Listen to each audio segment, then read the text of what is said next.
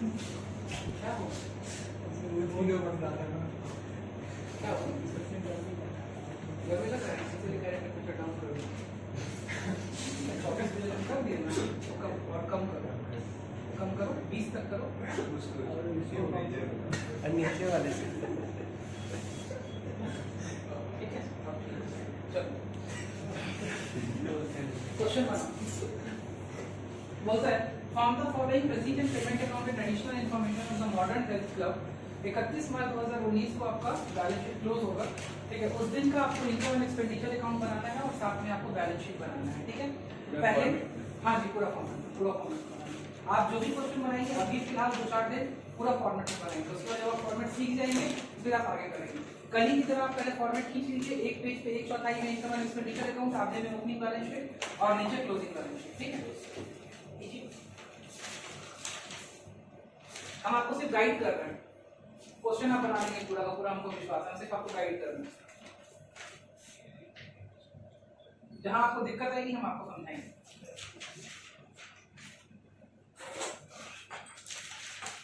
देखिए हम बस खड़े रहेंगे, गाइड करेंगे, आप क्वेश्चन बना लेंगे अपने आप। पहले तीनों का फॉर्मेट खींच लीजिए, उसके बाद हम लोग क्वेश्चन पे बात करना चालू करेंगे।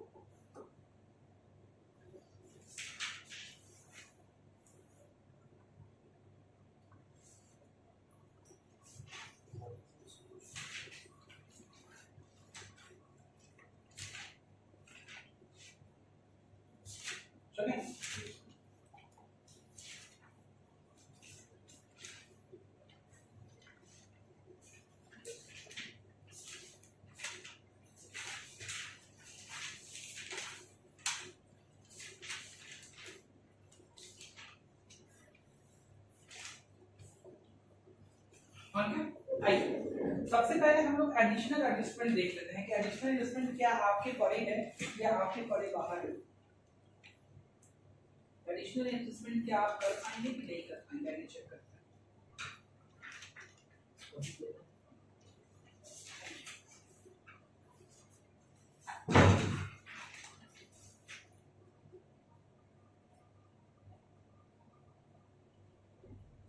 चलिए this is the additional adjustment.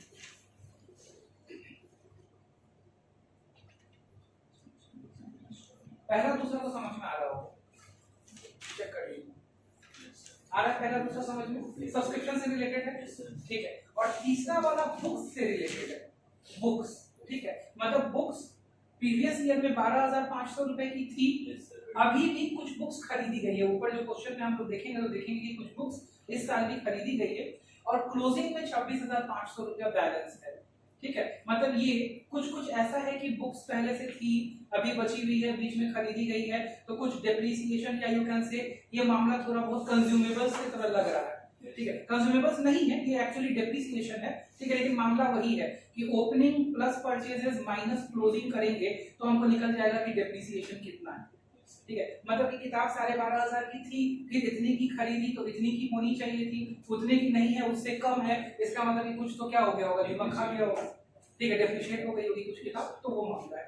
ऊपर का ये मामला समझ में आता ही है कि पिछले साल का एडवांस ऐड होगा, इस साल का एडवांस लेस होगा, पिछले साल का आउटस्टैंडिंग लेस होगा, इस साल का आउटस्टैंडिंग ऐड होगा, तो मामला टंच है। अब चलते हैं ऊपर देखते हैं, एडजस्टमेंट में तो यही सब खेल है, एडजस्टमेंट में तो कोई और खेल है नहीं। अब ऊपर का मामला देख लेते हैं, balance PT opening balance sheet के कहां जाएगा, एसेट साइड में जाएगा। आइए सब्सक्रिप्शन के साथ नीचे का वो चारों एडजस्टमेंट हो जाएगा। अच्छा, अब ये दोनों जो एडजस्टमेंट्स में सब्सक्रिप्शन के अमाउंट्स लिखे हुए हैं, इनको भी बैलेंस शीट में कहीं ना कहीं प्लेस करना पड़ेगा। पिछले साल वाला एडवांस ओपनिंग बैलेंस शीट के लायबिलिटी साइड, इस साल वाला एडवांस क्लोजिंग बैलेंस शीट के लायबिलिटी साइड, पिछले साल का आउटस्टैंडिंग ओपनिंग बैलेंस शीट के एसेट साइड, इस साल का एडवांस क्लोजिंग बैलेंस शीट से एसेट साइड। डन है मामला, कोई दिक्कत नहीं है। बुक का ओपनिंग बैलेंस पिछले साल के बैलेंस शीट के एसेट साइड, बुक का क्लोजिंग बैलेंस इस साल के बैलेंस शीट के एसेट्स है। इतना मामला तो जस्ट समझ में आता है। आई डोनेशन समझ में आता है कि ये जनरल डोनेशन है, कोई स्पेसिफिक डोनेशन तो लिखा नहीं हुआ है, इसका मतलब ये मेरे लिए नॉर्मली क्या है, इनकम, कोई दिक्कत नहीं। अगला मामला देखिए जरा, हाँ फर्नीचर, ब्रैकेट में लिखता है जिसकी बुक वैल्यू 6000 थी, वो कितने का बिक गया, 5000 का। जर्नल एंट्री प्लीज, बिकने की journal entry, cash account good, cash account debit नहीं, टू सेल्स क्या होगा भाई, ठीक है, गजब बात करते हैं। फर्नीचर आपका एसेट है, ठीक है, पर अरे भाई डिफरेंस देखो ना, कैश अकाउंट में कितना डेबिट होगा, 5000, फर्नीचर कितने से क्रेडिट होगा, 6000, तो लाइक लॉस हुआ ना, फिर कंप्लीट एंट्री बोलिए ना, cash account debit 5000, loss on sale of furniture account debit 1000 to furniture account 6000, ठीक है। अब हम इसका सेटलमेंट समझाते हैं। 6000 रुपए का फर्नीचर बिका, 5000 में बिक गया, 1000 रुपए का लॉस हुआ। इस साल हमारे इनकम एंड एक्सपेंडिचर अकाउंट में 1000 का लॉस जाएगा, ठीक है। Cash already receipt and payment account में आ चुका है, ठीक है।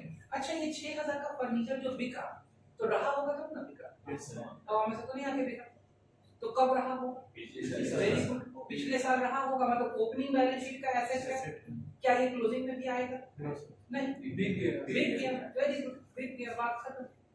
तो बिक गया तो क्लोजिंग में आएगा क्या, हाँ अगर कोई और परचेजेस उधर रखता तो आ सकता था, मतलब परचेजेस ऑफ फर्नीचर रहता तो आ सकता था, मतलब फर्नीचर का कहानी कब है, फर्नीचर नहीं बचा हुआ है हमारे पास, लेकिन ये ओपनिंग बैलेंस शीट में आएगा।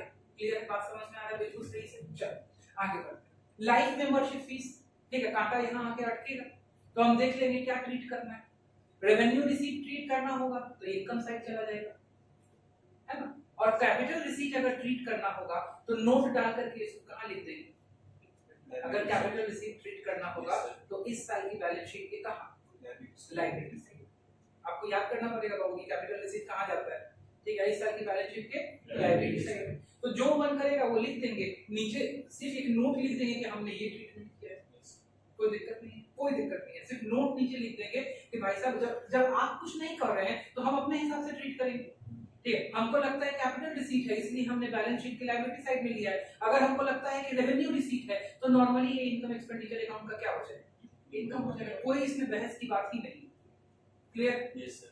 आइए अगला वाला, टू इंटरेस्ट ऑन इन्वेस्टमेंट। तो सबसे पहले ये बता दीजिए कि इंटरेस्ट ऑन इन्वेस्टमेंट आपके लिए क्या होता है, इनकम होता है, 9000 रुपए का इनकम है, आंख बंद करके इनकम एक्सपेंडिचर में इनकम साइड चला जाएगा, चला गया, कोई परेशानी। लेकिन उसके नीचे एक और बात, मतलब ये जो 9000 रुपए इंटरेस्ट आया है ये किसी अमाउंट पर 5% के हिसाब से आया है, एसेट, गुड, ठीक है, एसेट होगा तभी ना इंटरेस्ट मिलेगा, ठीक है। तो इन्वेस्टमेंट किए रहे होंगे तभी ना उसमें 9000 रुपए ब्याज मिला है आपको, तो ब्याज मिलने के लिए इन्वेस्टमेंट का होना जरूरी है, लेकिन इन्वेस्टमेंट की वैल्यू पूरे क्वेश्चन में कहीं नहीं दी हुई है, मींस आपको इन्वेस्टमेंट की वैल्यू निकालनी पड़ेगी। क्लियर है, बोलो भाई क्लियर है कि नहीं क्लियर है, एकदम क्लियर चल रहा है। अब इन्वेस्टमेंट भाई पिछले साल रहा होगा तब ना इस साल उस पर ब्याज मिल रहा है, बोलिए अगर आप कोई इन्वेस्टमेंट हेल्ड ही नहीं करेंगे, मान लो कि तुमने इस साल लास्ट में इन्वेस्टमेंट खरीदा है तो क्या उस पर ब्याज मिलेगा, नहीं मिलेगा। और यहाँ शब्द देखो, ठीक है, मतलब पूरे साल का तुमको क्या मिला है, क्या मिला है, इंटरेस्ट मिला है, इज इट गुड गोइंग और नॉट, ठीक है। तो भाई तो if you have get 9000 as the interest at the rate 5%, then you have to calculate for x. What is that x amount on which after applying 5% for the full year I am getting what, 9000 as interest, ठीक। तो बस क्या 9000 divided by 5%, 1,80,000, very good, मुंह से निकल गया, क्या आपको समझ में आ रहा है ना, पक्का ना, ठीक है। मतलब 1,80,000 रुपया इन्वेस्टमेंट होगा जो पिछले साल भी रहा होगा, मतलब पिछले साल के लिए एसेट में आएगा, बोलो। अच्छा क्या उसके बिकने का कोई इंफॉर्मेशन है, नहीं है ना, तो भाई वो पिछले साल के भी एसेट में आएगा और इस साल के भी एसेट। हम कुछ नहीं समझा रहे, सब आप लोग अपने आप समझते चले जा रहे, कोई दिक्कत है यहाँ तक समझ में नहीं है। अब बस हम आपको सिर्फ इसको बैठाने में मदद कर देंगे, यहीं पर खड़े रहेंगे, आप सब बैठा लीजिएगा, ठीक है, इतना समझ में आ गया। उधर चलिए, उधर चालू कोई पहला आइटम कोई दिक्कत देगा? सैलरी है, दूसरा आइटम रेंट है, तीसरा आइटम रिपेयर है। ये तीनों आइटम तो कोई दिक्कत नहीं देगा। चौथा आइटम बुक्स है। अब आ जाइए, बुक्स भी दिक्कत नहीं देगा। चेक कीजिए ओपनिंग कितना बुक्स था, कितना खरीदे? 16 खरीदे, हमको तो 16 दिख रहा है। 16 खरीदे। पहले से कितना बुक्स था? 12,500। नया और कितना खरीदे? 16,000। कुल कितना हो जाना चाहिए था? 28,500। लेकिन क्वेश्चन लिख के देता है कि आपने 26,500 निकल गया डेप्रिसिएशन। करना ही नहीं था कुछ, इसके लिए वर्किंग करना पड़ेगा। कोई वर्किंग नहीं करना पड़ेगा भाई, सबके लिए सब मुंह पे उड़ेगा। बात समझ में आ रहा है? क्या निकल गया? 2,000 रुपए का डेप्रिसिएशन। क्लियर है? 2,000 का डेप्रिसिएशन आपके लिए क्या है? खर्च है। Income and expenditure account, expenditure सही, कोई दिक्कत? आइए अगला आइटम, बिल्डिंग। नई बिल्डिंग आपने खरीदी है, क्या है? एसेट। कहां जाएगा? जब आप एनपीओ बोलिए ओपनिंग एंड क्लोजिंग के साथ क्लोजिंग बैलेंस शीट में जाएगा एसेट साइड। अगला आइटम क्लोजिंग बैलेंस शीट। चलो देखो पूरा क्वेश्चन डिस्कस हो, ठीक है? हम एक एक आइटम बताते जाते हैं, उसको पोस्ट करते चलिएगा। चलिए सबसे पहले ये बैलेंस, कैश का बैलेंस 17,000 रुपए का है। इसको ओपनिंग बैलेंस शीट के एसेट साइड में पोस्ट कीजिएगा, ये आपको भी पता है, पोस्ट कीजिए। पहला आइटम पोस्ट कीजिए और उसके बाद आगे बढ़िए।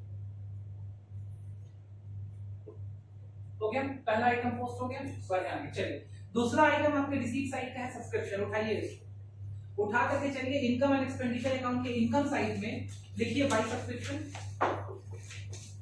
बाय सब्सक्रिप्शन डैश दीजिए। अगले लाइन के इनर कॉलम से लिखना चालू कीजिए। क्या लिखिएगा?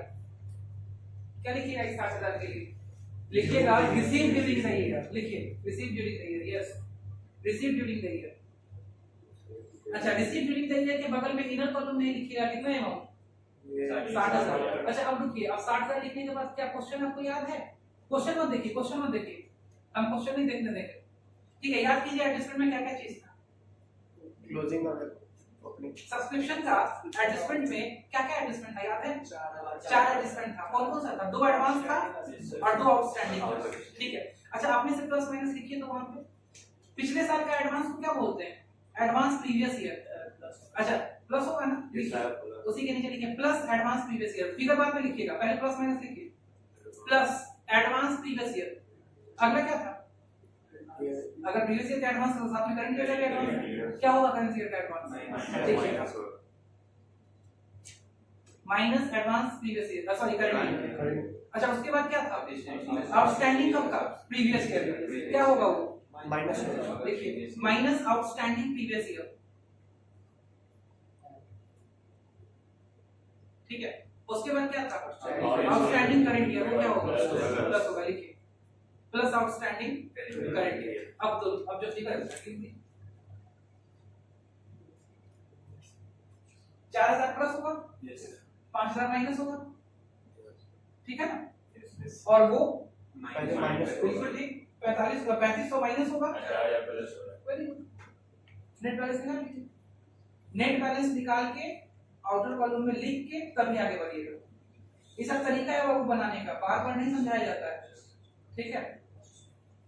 अब चेक कीजिए, उधर का 4 पॉजिटिव 5 नेगेटिव, तो 1000 नेगेटिव 60 घट के 59 हुआ, और इधर 500 पॉजिटिव, ठीक है? 59,500 हो गया। अभी सब्सक्रिप्शन निपटा नहीं है, अभी बाकी है सब्सक्रिप्शन को निपटना है। ये चार चीजें डिफरेंट बैलेंस शीट्स में जाएंगी, ठीक है? डालिए इनको डिफरेंट बैलेंस शीट्स।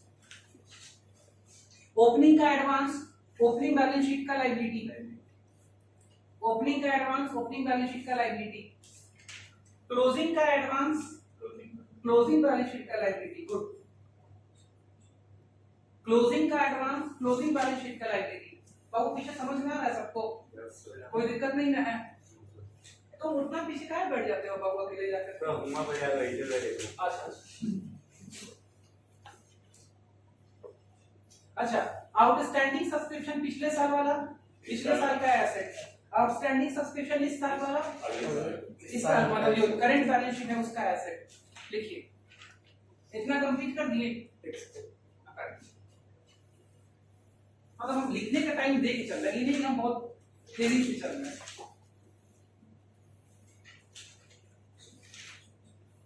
देखिए सिंगल पेज में आसानी हो रहा है ना, सिंगल पेज में नो डाउट आसानी होगा भाई साहब।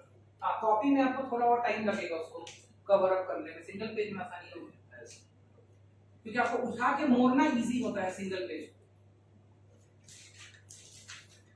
ठीक चल रहा है, चलिए नेक्स्ट आइटम में हमको तो शायद नहीं लगता कि कुछ बोलना पड़ेगा आपको। डोनेशन आप जानते हैं क्या करना है इसका, ठीक है। बाय डोनेशन,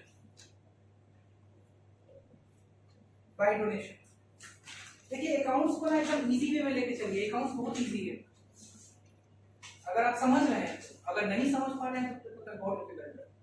अकाउंट बहुत इजी है। हो गया डोनेशन हो गया, चलिए आगे बढ़िए। उसके बाद आपको मिल रहा है फर्नीचर वाला मामला। तो आपको फर्नीचर वाला मामला में सबसे पहले आपका 1000 रुपए का लॉस है, ठीक है। तो सबसे पहले एक्सपेंडिचर साइड में to loss on sale of furniture आप पूरा लिखना पड़ता है, to loss on sale of furniture. तो जैसे ही आप लिखिएगा ना, हम एक बार लिख के बता दे रहे हैं, ऐसे लिखिएगा to loss on sale of furniture, इतना लिखिएगा। उसके बाद नीचे में एक ब्रैकेट देके, आप जैसा भी ब्रैकेट दीजिए, जरूरी नहीं कि कर्ली ब्रैकेट दीजिए, आप नॉर्मल ब्रैकेट भी दे सकते हैं, ठीक है। यहां पे लिखिएगा 5000 माइनस 6000, ठीक है। हम 6000 माइनस 5000 नहीं लिखे, हम सेल प्रोसीड्स में से बुक वैल्यू माइनस किए हैं, ठीक है। और तब हम यहाँ पे लिखेंगे आउटर कॉलम में 1000 रुपए का लॉस, ठीक है। आपको कोई वर्किंग शो करने की जरूरत नहीं है, आप ऐसे शो कर सकते हैं, क्लियर है। चलिए हो गया, शो कर दिया। अच्छा तो इसका एक ट्रीटमेंट हुआ है, एक ट्रीटमेंट बाकी है, अभी डिस्कस किए हैं, एक ट्रीटमेंट बाकी है। बैलेंस शीट पे इसको खींच के ले जाइए। कौन सा, कौन से वाले एसेट तो है लेकिन कौन सी वाली बैलेंस शीट, ओपनिंग वाले बैलेंस शीट ले जाइए। ओपनिंग वाले बैलेंस शीट के एसेट साइड क्यों ले गए, क्योंकि भाई पिछले साल रहा होगा तो इस साल बिका है, ठीक है। अच्छा मेरे से इस पे एक बच्चा सवाल किया पिछले वाले बैच में कि सर ये 6000 वैल्यू है, इस साल बिका है, ठीक है, आप इसका डिप्रिसिएशन का कुछ इधर उधर नहीं कर रहे हैं, ठीक है, कर सकते हैं। तो क्या जवाब होगा कि भाई साहब हमको डिप्रिसिएशन का कोई रेट ही नहीं दिया, अगर दिया होता तो हम चेक करते। बात समझ रहे हैं। तो ऐसा भी क्वेश्चन आ सकता है जिसमें एक एसेट पिछले साल हमारे पास रहा हो, इस साल कुछ दिन चला हो, फिर बिका हो और उसके डिप्रिसिएशन का भी रेट दिया हो। बात समझते हैं। तो जब हम लोगों का और बढ़ेगा लेवल क्वेश्चन का तो ऐसा भी क्वेश्चन आ सकता है। जी बिल्कुल, इस बार का भी डिस्ट्रीब्यूशन एसेट पे लगेगा, तब वो बिकेगा, तब लॉस निकाला जाएगा। ये सिंपल क्वेश्चन है। तो भाई साहब 6000 रुपए का बुक वैल्यू एसेट कहां दिखाइए, पिछले साल के ओपनिंग बैलेंस शीट में दिखाइए, ठीक है। दिखा दीजिए पिछले साल के ओपनिंग बैलेंस शीट में एसेट साइड में 6000 रुपए का फर्नीचर।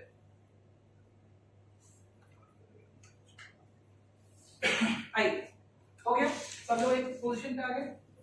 आइए life membership fees, life membership fees, ठीक है। इसको आप कैपिटल रिसीट ट्रीट कीजिए, ठीक है।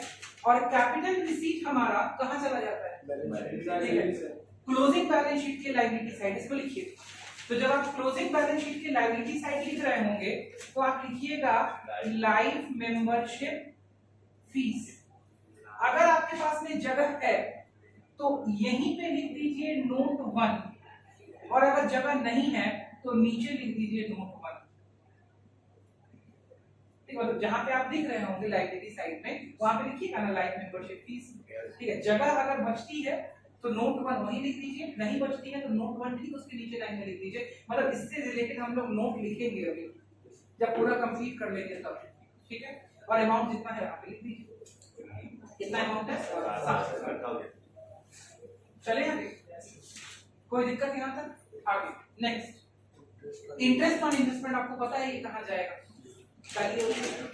इनकम एक्सपेंडिचर अकाउंट के इनकम साइड पे जाएगा बाय इंटरेस्ट ऑन इन्वेस्टमेंट के नाम से। कितना रुपया, 9000 की 1,80,000, वो तो पता नहीं, ठीक है। और बाकी ये इन्वेस्टमेंट ओपनिंग वाले बैलेंस शीट के भी एसेट साइड में, क्लोजिंग वाले बैलेंस शीट के भी एसेट साइड में, ठीक है। तो जब आप ओपनिंग वाले बैलेंस शीट के एसेट साइड पे लिख रहे होंगे तो लिखिएगा इन्वेस्टमेंट, ठीक है। और उसके बाद उसके बगल में दे दीजिएगा वर्किंग नोट नंबर 1, ठीक है। भले आप मुंह पर निकाले लेकिन एग्जाम में आप ये मुंह पर मत निकालिएगा, आप दे दीजिएगा वर्किंग ग्रुप नंबर 1 और यहाँ पे फिगर अपना जो 1,80,000 लिखना है वो लिख दीजिएगा। क्लियर है? और फिर सेम फिगर को कहाँ लिखिएगा? क्लोजिंग बैलेंस शीट के भी एसेट साइड में लिखिए। क्लोजिंग बैलेंस शीट के भी एसेट साइड में लिखिए। कितना? 1,80,000।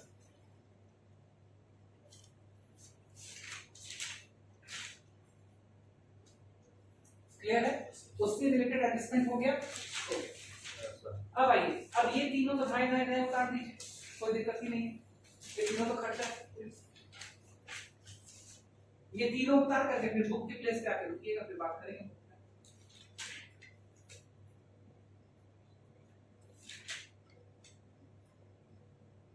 क्या समझ में आ रहा है? हो गया? चलिए करते हैं।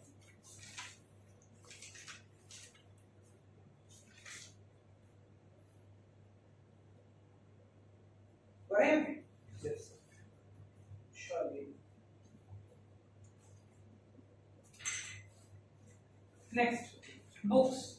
ठीक है, तो बुक्स पे आइए। सबसे पहले बुक्स से रिलेटेड ये दोनों मैटर है, ये दोनों मैटर। इसका जगह पकड़ा दीजिए। कहाँ पकड़ेगा जगह? बैलेंस शीट पे। इसको ओपनिंग बैलेंस शीट के एसेट में डाल दीजिए, इसको क्लोजिंग बैलेंस शीट के एसेट में डाल दीजिए। ठीक है, कोई दिक्कत नहीं यहाँ पर समझने में। 12,500 ओपनिंग का एसेट है, 26,500 क्लोजिंग का एसेट है। पिछले बैच में मेरे से एक बच्चे ने पूछा कि इसमें से डेप्रिसिएशन काहे नहीं माइनस कर रहे हैं, तो मैंने इसको जवाब दिया कि भाई इसी के डिफरेंस से तो डेप्रिसिएशन निकाल रहे हैं, मतलब ये 26,500 ऑलरेडी डेप्रिसिएशन माइनस करने के बाद का बैलेंस है, क्लोजिंग बैलेंस है जी। हाँ, तो इस पे कंफ्यूज मत होइएगा कि 2,000 इसमें से भी डेप्रिसिएशन डाउन करके तब लिखें, नहीं, ये डेप्रिसिएशन डाउन करके लिखा हुआ बैलेंस है। क्लियर है? तो 26,500 लिखिए क्लोजिंग बैलेंस शीट के एसेट साइड में। हो गया? आइए, अब आपने कैलकुलेट कर लिया है 2,000 रुपए डेप्रिसिएशन मुंह पे, तो आप इनकम एक्सपेंडिचर की किस साइड जाएंगे? एक्सपेंडिचर साइड जाइए, एक्सपेंडिचर साइड। ठीक है, और जब आप लिख रहे होंगे तो आप यहां लिखिएगा टू डेप्रिसिएशन ऑन बुक्स, लिखिएगा। अमाउंट लिख दीजिएगा यहाँ आउटर कॉलम में 2,000, लेकिन नीचे एक काम कीजिएगा बाबू, ब्रैकेट बना के वर्किंग यही शो कर दीजिएगा। 12,500 पहले से था, 16,000 जुड़ा और 26,500 अभी है, तो इसी वजह से 2,000 मेरा क्या हो गया? डेप्रिसिएशन। क्या ये मैटर समझ में आ गया? कोई परेशानी? क्लियर है मैटर? एकदम ओके है, समझ में आ रहा है? आइए, अब क्या बचता है? बिल्डिंग। जानते हैं आप खाना डालना चाहिए क्लोजिंग बैलेंस शीट के, और अगला भी तो आप जानते ही नहीं खाना डालेंगे। बिल्डिंग के बाद वाला जो फिगर है वो भी आपको पता है। क्या समझ? अगला बैलेंस कहां डलाएगा वो? सर कोई मैच है, closing balance sheet carry down होगा, कैरी डाउन वाला बैलेंस एसेट साइड, कैश का बैलेंस। ठीक है, इसको भी डालिए।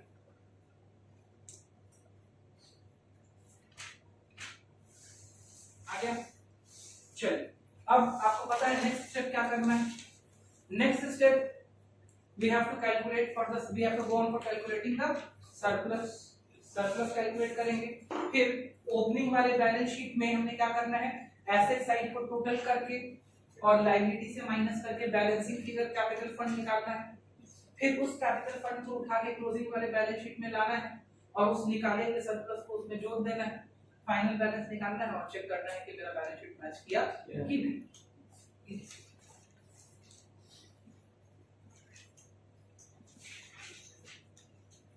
कीजिए, निकालिए। यूज नहीं करिए, कैलकुलेटर नहीं यूज कीजिएगा प्लीज, सिर्फ आपके फायदा का बात, बिल्कुल कैलकुलेटर यूज मत कीजिए।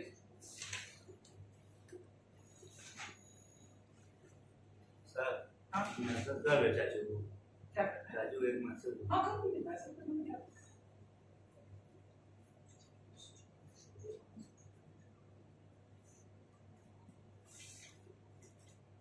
निकालिएगा, एक बार फिगर मैच कराने के बाद ही फाइनल फिगर लिखिएगा, वरना कॉपी गलती होने का चांसेस रहता है।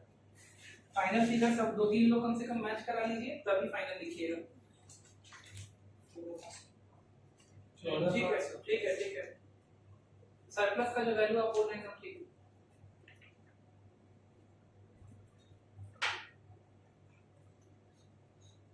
सरप्लस बाबू ये आएगा 14,500 और शायद जो टोटल आएगा हमको एकदम बिल्कुल अच्छे से नहीं आता, शायद 70,500 आएगा। ठीक है, जो फाइनल जो इनकम एक्सपेंडिचर का टोटल आएगा वो 70,500 आएगा।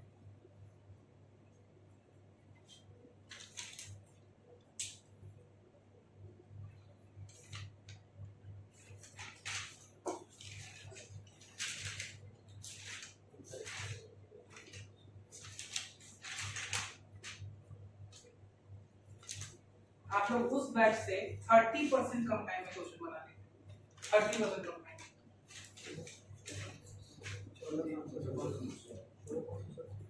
14,500 बेटा एकदम सही फिगर है, वही आएगा। नहीं आ रहा है इसका मतलब कहीं ना कहीं आप कैलकुलेशन मिस्टेक कर रहे हैं।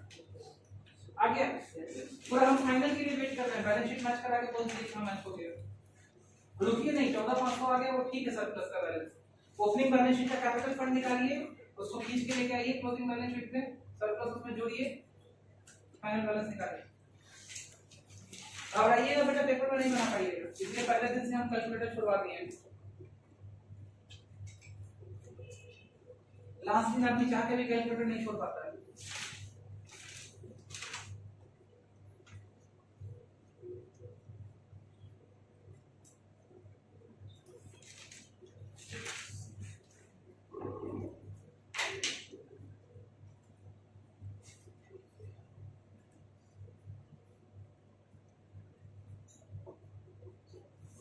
लिखिए लिखिए, कॉपी के इधर उधर लिखिए, गंदा कीजिए, घसिए, कोई दिक्कत नहीं है, आंसर आना चाहिए।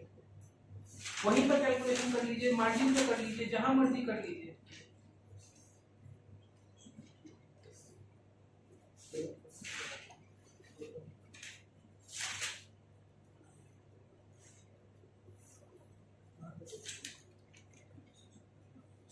देख रहे हैं मैनुअल कैलकुलेशन में आपको कितना टाइम लगता है, ट्रिपल टाइम ज्यादा लगता है।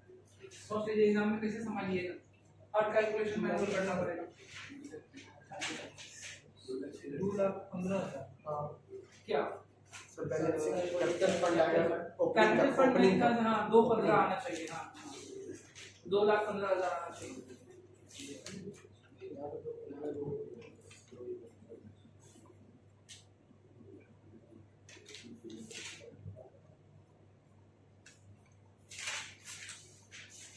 सर इधर 2,41,500 किधर एक लास्ट वाला बैलेंस है। बैलेंस शीट में 2,41,500, हाँ 2,41,500।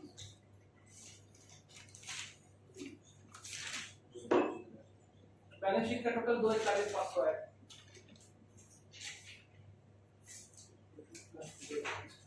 आ गया बाबू, मतलब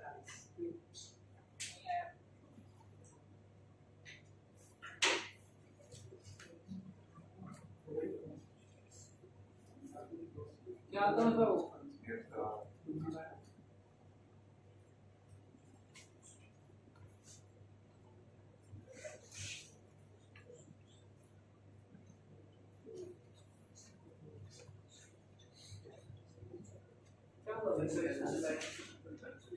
क्या कौन सा फिगर बैलेंस फिगर निकालना है? यहाँ का है बैलेंस फिगर निकालिएगा भाई, यहाँ ना बैलेंस फिगर निकालिएगा, यहाँ निकालिए बैलेंस फिगर। इसको बैलेंस फिगर निकालने आपको नहीं आता है? अरे भाई एसेट साइड को पूरा जोड़िए और उसमें से लायबिलिटी को माइनस कर दीजिए, जो बचा वो बैलेंस फिगर। ठीक है, बैलेंस फिगर निकालने में क्या दिक्कत है? 2,41,500 total of the balance sheet.